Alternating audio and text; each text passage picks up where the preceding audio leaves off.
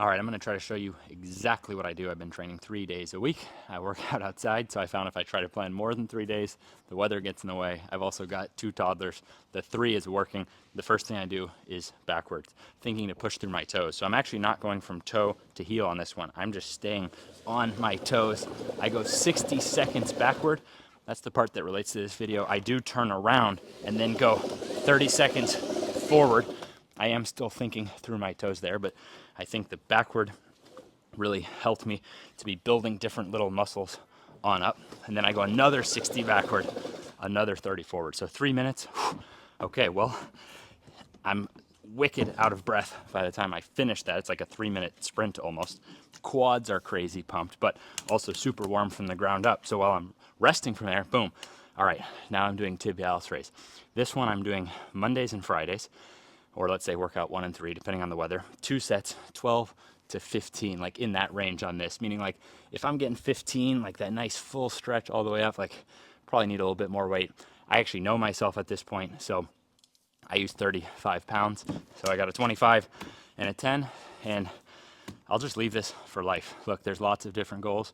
For me, it's the coolest goal, the idea of like, how long could I be at an elite performance level with my kids? Like that's what I'm training for. So it's almost like trying to find what can I now just do, but it doesn't mean you could go heavier. You could start with no weight. Hopefully that makes sense. So I do this Monday, Friday. Then while I'm resting, the tib, okay, anterior tibialis, anterior front tibia of the shin bone. So you got that one, front shin bone muscle. Then I'm coming over here to train my soleus. I absolutely love this one because I'm getting into a position of ankle mobility. This is a 90-pound kettlebell here. So I've got the load in that ankle mobility position. Now this one, I find it takes like 20 to 25 reps to really exhaust it. Your soleus, your lower, deeper calf muscle is so strong that to exhaust yourself in a lower rep range, well, that would be fine. But I mean, this is 90. It doesn't really seem fun to me to try to have like a 150-pound kettlebell out here or something like that. Now, from a gym, you have a seated calf machine, much easier. So I'm not saying you have to do 20, 25 reps. That's the context of why I do 20 to 25 reps here. It's just, it takes a while. That muscle is so strong. But I love this. I'm actually partial to this over the seated calf machine because here I can really go like from my position of ankle mobility.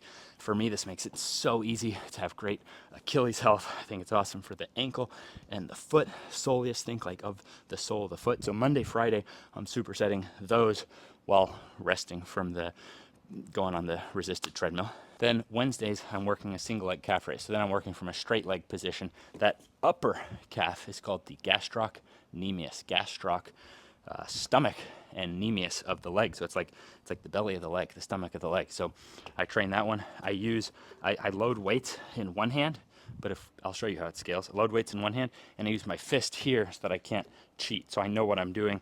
I'm right here.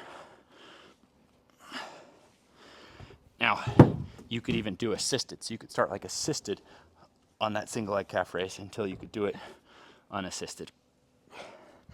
So I do my 2 sets, that one 2 sets, 10 to 12 reps on Wednesday. There you go. That's my protocol, but I will show you how you could start this right now with no equipment. So this is just freaking rad that with just a wall, you can be working all the 3 things I showed you. Now let me make you a master of it. Legs straight, that allows that tibialis to work. Back off this. So when you're here, there's less, even if it's just your back, you're not lifting as much as your body weight. For whatever reason, it's a bit harder and more strict when your back is off the wall. Standing closer makes it easier. Making it the easiest would actually only be lifting 1 foot at a time. That's different than 1 foot. This would be the hardest. And then going farther here.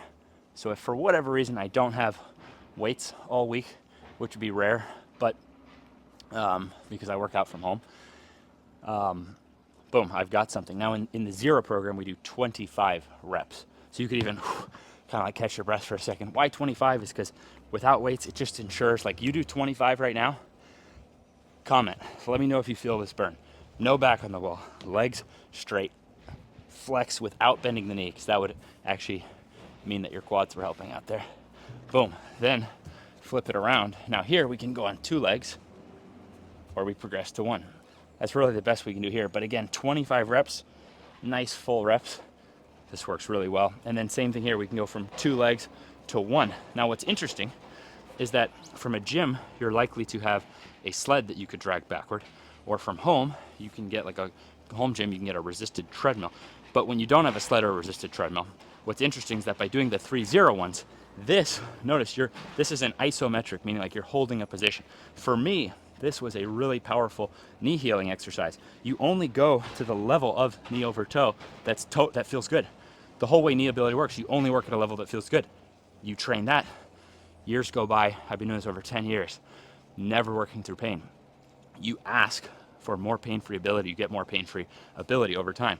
So for me, being able to handle my body's weight, full knee over toe, 25 reps, this was really powerful to rebuild my knees. And then from there, we progress into further knee exercises. So it's really rad that you need nothing to do the exact formula I've done. For me, I've been working on this formula of lower legs for 8 years, and I had chronic shin splints, particularly the ones that are like in there. It was awful. So even though I had gotten over my knee pain, I thought, well, I can't do 1-foot jumping. I couldn't play basketball that much.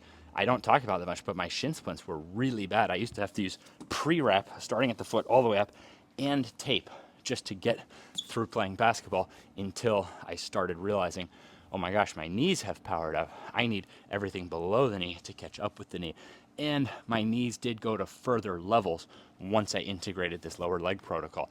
It just makes sense that if you've got more ability all through here, it's going to help your knees. So the idea is not that what I just showed you is a magic fix for the knees, but I don't believe in one magic fix. I believe in exercising to balance the body. So hopefully this is helping give you an exact protocol you could follow with no equipment right now, from a home gym. And then the biggest difference in a gym is just that you're usually going to have a seated calf machine. You can tell the gym owner that Sorinex now makes a seated tib machine.